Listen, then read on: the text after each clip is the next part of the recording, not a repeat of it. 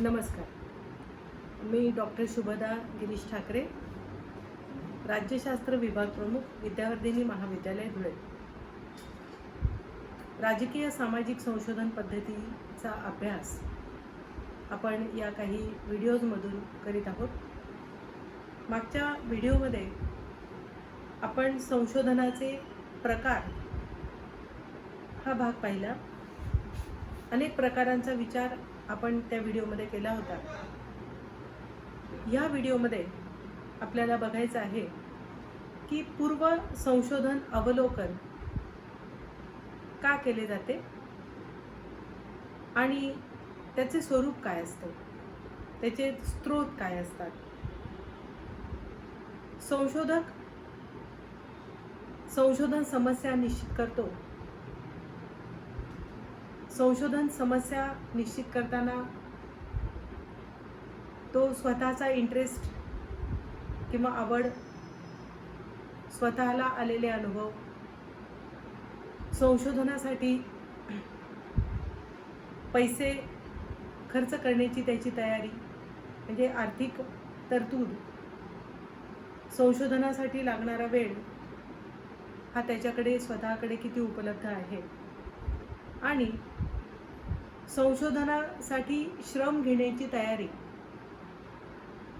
या सगळ्या गोष्टींचा एकत्रितपणे विचार करून संशोधक अध्ययन समस्या निश्चित करतो. अध्ययन समस्येचं स्वरूप हे या घटकांवर आधारित असतं, या सगळ्या गोष्टींवर अवलंबून असतं.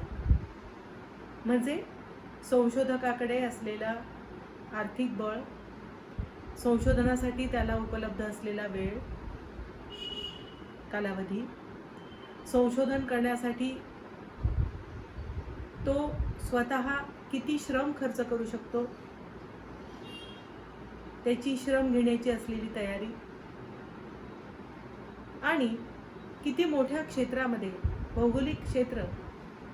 भौगोलिक या अर्थाने केवढ्या क्षेत्रामध्ये तो संशोधन करू शकतो, त्यासाठी संशोधनाची तथ्यसंकलनाची साधनं ही त्याच्याकडे किती प्रमाणामध्ये उपलब्ध आहेत, या सगळ्याचा एकत्रित विचार होऊन अध्ययन समस्या निश्चित केली जाते. अध्ययन क्षेत्र निश्चित करताना संशोधकाचं असलेलं वास्तव्य, कायमस्वरूपी वास्तव्य, नियमितपणे वास्तव्य ज्या क्षेत्रामध्ये असतं त्या भौगोलिक क्षेत्राची निवड साधारणपणे संशोधक संशोधनासाठी करीत असतो आणि त्या भौगोलिक क्षेत्रामधली संशोधन समस्या तो संशोधनासाठी निवडतो. या समस्येशी संबंधित त्याचे स्वतःचे अनुभव असतात,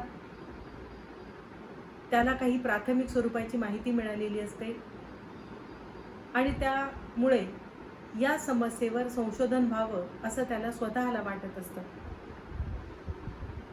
अशा सगळ्या गोष्टींचा एकत्रित परिणाम होऊन संशोधनाच्या सुरुवातीला संशोधन समस्या निश्चित केली जाते. संशोधन समस्या निश्चित केल्यानंतर या समस्येवर किंवा अशा प्रकारच्या विषयावर, अशा प्रकारच्या टॉपिकवर अगोदर काय संशोधनं झाली आहेत हे संशोधकाला शोधावं लागतं, शोधणं आवश्यक असतं. कारण सामाजिक शास्त्रांच्या क्षेत्रामध्ये अनेक विषयांवर, अनेक टॉपिक्सवर, अनेक समस्यांवर सतत संशोधने होत असतात. नव्या नव्या गोष्टींचा शोध घेतला जातो आणि संशोधनं होत असतात.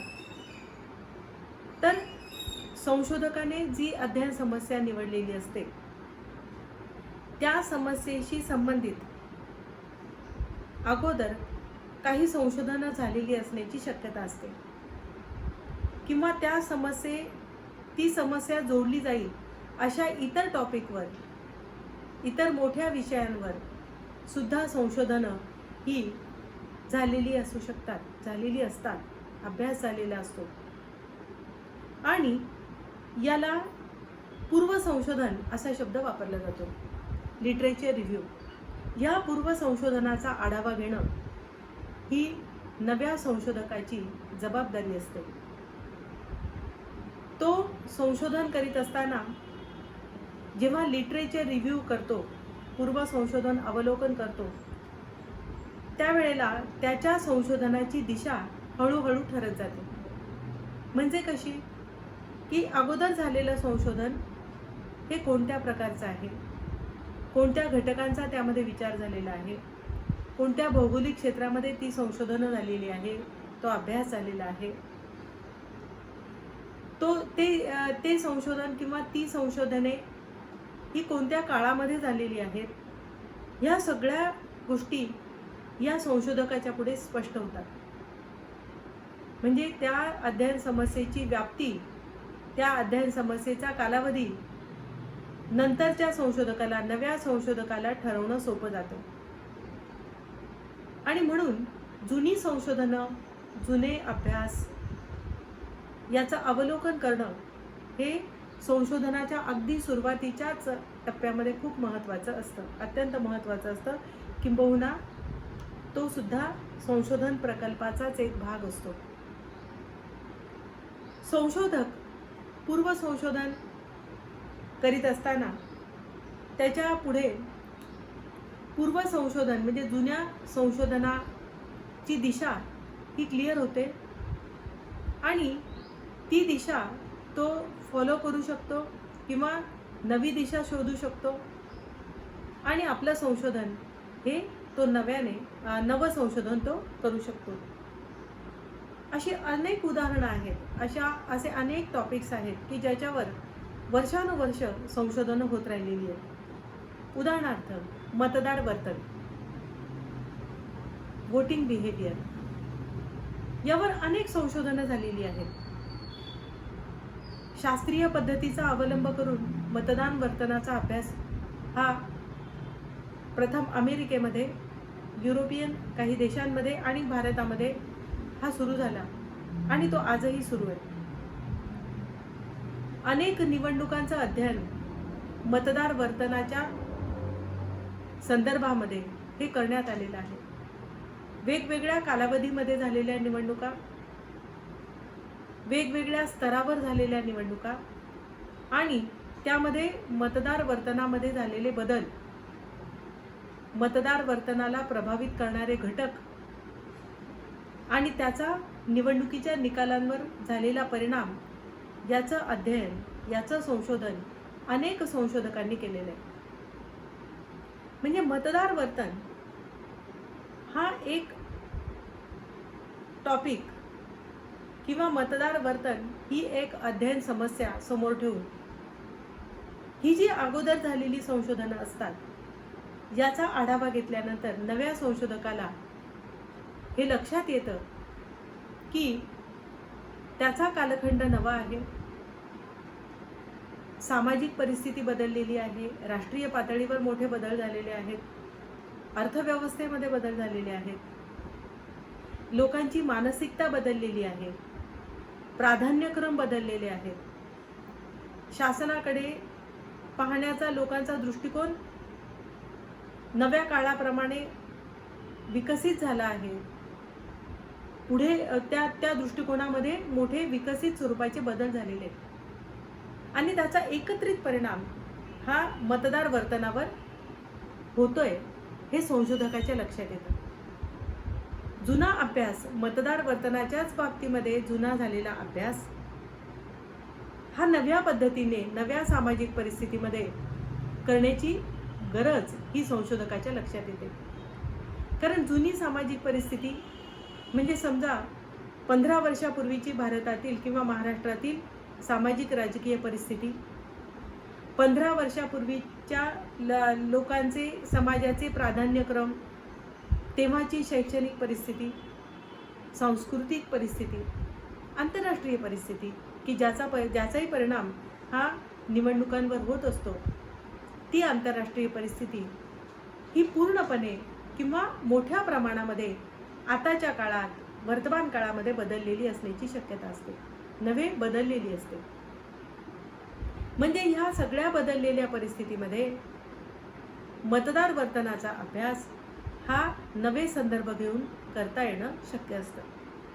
आणि अशी म्हणजे नव्या संशोधकाच्या हे केव्हा लक्षात येईल, ज्या वेळेला तू जुनी संशोधनं वाचेल, जुन्या संशोधकांनी मांडलेली गृहीतकं तो समोर ठेवेल, त्यावेळेला त्या गृहीतकामध्ये आता बदल करणं कसं गरजेचं आहे हे त्याच्या लक्षात येईल। नव्या संशोधनाची उद्दिष्टे बदललेली आहेत हे त्याच्या लक्षात येईल। आणि म्हणून जुनं संशोधन, पूर्वी झालेलं संशोधन किंवा अगोदर झालेलं अध्ययन, या अध्ययनाचं अवलोकन करणं ही वर्तमान काळातल्या किंवा नव्या संशोधकाची जबाबदारी असते आणि नव्या संशोधनाची ती गरज असते। पूर्व संशोधन अवलोकनामुळे आणखी एक गोष्ट ही घडते ती अशी की या नव्या संशोधकाने केलेलं संशोधन हे वेगळं कसं आहे, त्यामध्ये नव्या घटकांचा, नव्या संदर्भांचा कसा विचार केलेला आहे, नव्या राजकीय सामाजिक परिस्थितीचा कसा विचार झालेला आहे, हे या नव्या संशोधनामध्ये सिद्ध होतं, स्पष्ट होतं, ज्या वेळेला जुनं संशोधन, जुनं अध्ययन हे वाचलं जातं। उदाहरणार्थ, आता भविष्यामध्ये ज्या विधानसभा निवडणुका होतील,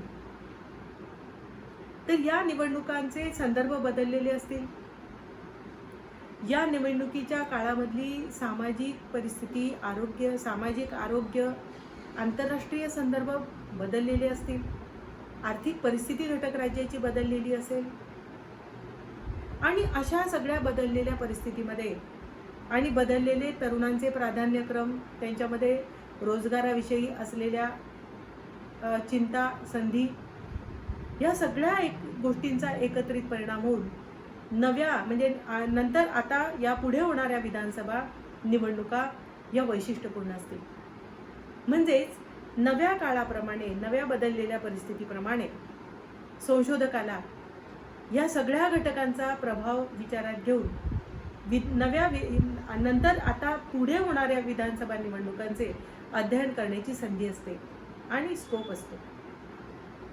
म्हणजेच निवडणुकांचा अभ्यास, मतदार वर्तनाचा अभ्यास जुन्या काळामध्ये झालेला आहे, अगोदरच्या संशोधकांनी केलेला आहे, पण नवा संशोधक हा नव्या संदर्भामध्ये, नव्या घटकांचा विचार करून ज्या वेळेला अध्ययन करतो, ज्या वेळेला संशोधन करतो, त्यावेळेला त्या नव्या संशोधनाचं वेगळेपण, जुन्या अध्ययनापेक्षा हे नवं संशोधन कसं वेगळं आहे हे त्याला अधिक चांगल्या पद्धतीने स्पष्ट करता येतं। म्हणजेच पूर्व संशोधन अवलोकन ज्या वेळेला संशोधन प्रकल्पामध्ये, अहवालामध्ये हे दिलं जातं, सुरुवातीच्याच प्रकरणामध्ये लिटरेचर रिव्ह्यू हे करावं लागतं संशोधकाला, संशोधनाच्या शिस्तीप्रमाणे, नियमाप्रमाणे, आणि मग पुढे तो आपला संशोधन अहवाल हा मांडत असतो, लिहित असतो। आणि त्यामुळे ज्या वेळेला तो पुढचा अहवाल पाहिला जातो, त्यावेळेला पूर्व संशोधन अवलोकन आणि नवसंशोधन याची तिथल्या तिथे तुलना केली जाते, करता येऊ शकते, आणि नव्या संशोधनाचं वेगळेपण, नव्या संशोधनाची वाढलेली व्याप्ती, नव्या संशोधनामधून मांडलेले वेगळे निष्कर्ष हे अधिक ठळकपणे समोर येतात। म्हणजे पूर्व संशोधन अवलोकन हे यासाठी आवश्यक असतं की नव्या संशोधनाचं वेगळेपण हे त्यातून स्पष्ट व्हायला अधिक मदत होते। त्यानंतर आणखी एक गोष्ट पूर्व संशोधन अवलोकनामुळे इथे घडते ती अशी की नव्या संशोधकाने जे संशोधन केलेलं असतं, या संशोधनाने संशोधनाच्या क्षेत्रात काय नवी भर घातली हे अधिक ठळकपणे स्पष्ट होतं। जसं आपण आत्ता पाहिलं की जुनं संशोधन, जुना अभ्यास, जुनं अध्ययन हे सुरुवातीलाच दिल्यामुळे नवं अध्ययन, नवं संशोधन, नवे निष्कर्ष, नव्या घटकांचा प्रभाव हा संशोधनातून पुढे त्या सगळ्या संशोधन अहवालात आलेला असतो, त्यामुळे संशोधनाचं वेगळेपण तर दिसतंच, शिवाय या नव्या संशोधनाने राज्यशास्त्राच्या संशोधनाच्या क्षेत्रामध्ये मतदार वर्तनाचा जो अभ्यास यापूर्वी झाला आहे, त्याच अभ्यासामध्ये नव्याने भर कशी घातली आहे हे अधिक ठळकपणे स्पष्ट होतं. राज्यशास्त्रामध्ये संशोधनाच्या क्षेत्रामध्ये नव्या संशोधनामुळे काय भर पडली आहे हे जास्त ठळकपणे स्पष्ट होत असतं, ठळकपणे समोर येत असतं. अशा अनेक कारणांमुळे पूर्व संशोधन अवलोकन होणं हे खूपच गरजेचं असतं आणि ते संशोधनाच्या सुरुवातीलाच होणं आवश्यक असतं. आपल्याला शेवटच्या भागाकडे जायचं आहे की लिटरेचर रिव्ह्यू करताना हे जे अगोदर झालेलं संशोधन आहे हे कोणत्या पद्धतीने, कोणत्या मार्गाने आपल्या संशोधकाला उपलब्ध होऊ शकतं, म्हणजे पूर्व संशोधन प्राप्त करण्याचे स्रोत कोणते आहेत हे आपल्याला आता शेवटच्या भागामध्ये बघायचं आहे.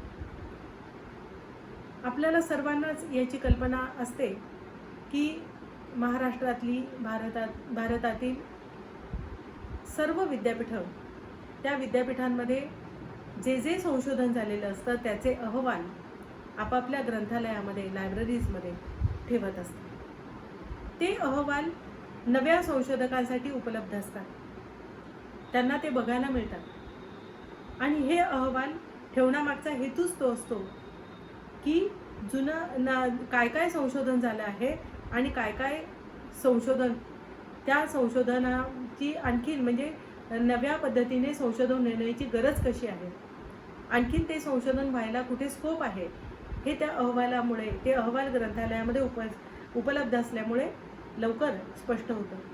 तर हा एक स्रोत असतो. वेगवेगळ्या विद्यापीठांची जी ग्रंथालयं असतात, ही ग्रंथालयं, विद्यापीठामध्ये काम करणारे वेगवेगळे विभाग असतात, त्या विभागाची ग्रंथालयं असतात, तिथे सुद्धा संशोधन अहवाल उपलब्ध असतात. ते संशोधकांसाठी जुनी संशोधनं, अगोदर झालेली संशोधनं प्राप्त करण्यासाठी, बघण्यासाठी तिथे ठेवलेली असतात. शासकीय मान्यता असलेली, अधिमान्यता असलेली वेगवेगळी संशोधन केंद्र ही काम करत असतात. ह्या संशोधन केंद्रामध्ये नियमितपणे संशोधन सुरू असतं. हे संशोधन अहवालाच्या रूपामध्ये तिथेच त्या संशोधन केंद्रामध्ये सर्वांसाठी उपलब्ध केलं जातं. ते अहवाल नियमितपणे प्रकाशित होत असतात. उदाहरणार्थ पुण्यामध्ये आदिवासी संशोधन केंद्र काम करतं. अनेक संशोधन केंद्र कामं करत असतात. त्यापैकी एक उदाहरण आपण घेऊया. हे आदिवासी संशोधन केंद्र महाराष्ट्रातल्या सर्व आदिवासी भागांमध्ये वेगवेगळ्या कार्यकर्त्यांच्या मार्फत संशोधनाचं काम करतं. तिथून माहिती संकलित केली जाते, प्राथमिक तथ्य संकलित केली जातात आणि ती सगळी समोर ठेवून इथे संशोधन केलं जातं. संशोधनाचे अहवाल इथे नियमितपणे प्रकाशित केले जातात. तर हे अहवालसुद्धा पूर्व संशोधन अवलोकनासाठी महत्त्वाचे असतात. आपल्या सर्वांनाच माहिती आहे की माहिती तंत्रज्ञानाचं युग आहे आणि इंटरनेटवर सर्व प्रकारची अगदी जागतिक पातळीवरची संशोधनं, जागतिक, राष्ट्रीय, प्रादेशिक अशा सर्व पातळ्यांवरची, सर्व क्षेत्रातली संशोधनं ही अहवालाच्या रूपामध्ये इंटरनेटवर उपलब्ध असतात. आता नव्याने जी संशोधनं होतात ती नियमाप्रमाणे इंटरनेटवर टाकावी लागतात. ती सर्वांसाठी खुली असतात. तर पूर्व संशोधन अवलोकन करताना इंटरनेटचा वापर करून ही अगोदर झालेली संशोधनं ही आपल्याला वाचता येतात, वापरता येतात. पुस्तक रूपामध्ये अनेक वेळेला संशोधक आपलं संशोधन प्रकाशित करीत असतो. ते पुस्तक रूपामध्ये जरी असलं तरी तो संशोधन अहवाल असतो. प्रस्तावनेमध्ये संशोधकाने ते लिहिलेलं असतं की हा अमुक अमुक कालावधीमध्ये अमुक अमुक क्षेत्रामध्ये हे संशोधन झालं होतं, करण्यात आलं होतं आणि त्याचा अहवाल अमुक अमुक विद्यापीठामध्ये सादर झालेला होता विशिष्ट पदवीसाठी आणि नंतर हे पुस्तक रूपामध्ये सर्व वाचकांसाठी हे संशोधन उपलब्ध होत आहे किंवा प्रकाशित होत आहे. तर पुस्तक रूपातील संशोधनं ही सुद्धा पूर्व संशोधन अवलोकनासाठी खूप उपयुक्त असतात. ती अनेक ग्रंथालयामध्ये उपलब्ध असतात. असे पूर्व संशोधन अवलोकनासाठी हे आपल्याला स्रोत लक्षात घेऊन त्याप्रमाणे मग आपल्या संशोधकाची जी क्षमता असेल, आर्थिक क्षमता, प्रवास करण्याची क्षमता, वेळ देण्याची क्षमता, त्याप्रमाणे अशी सगळी संशोधनं, अगोदर झालेली संशोधनं ही प्राप्त करायची असतात आणि त्याचं अवलोकन करायचं असतं, रिव्ह्यू करायचा असतो. कशासाठी? की संशोधक याच्या संशोधनाची नवी दिशा काय असेल, याचं संशोधन हे इतर अगोदर झालेल्या संशोधनामध्ये भर घालणारं कसं असेल, नवी भर घालणारं कसं असेल, हे ठरवण्यासाठी किंवा याचा विचार करण्यासाठी संशोधकाने पूर्व संशोधन अवलोकन करणं अत्यंत गरजेचं असतं. तर आपण या व्हिडिओमध्ये प्रत्यक्ष संशोधनाला सुरुवात करण्यापूर्वी संशोधकाने लिटरेचर रिव्ह्यू करणं कसं गरजेचं असतं, लिटरेचर रिव्ह्यूचं पूर्व संशोधन अवलोकनाचं महत्त्व काय असतं, त्यामुळे काय काय म्हणजे नव्या संशोधनाची गुणवत्ता वाढण्यासाठी, नव्या संशोधनाची उपयोगिता वाढण्यासाठी, नव्या संशोधनाचं वेगळेपण ठरण्यासाठी या पूर्व संशोधन अवलोकनाची कशी मदत होते याचा आपण विचार या व्हिडिओमधून केला.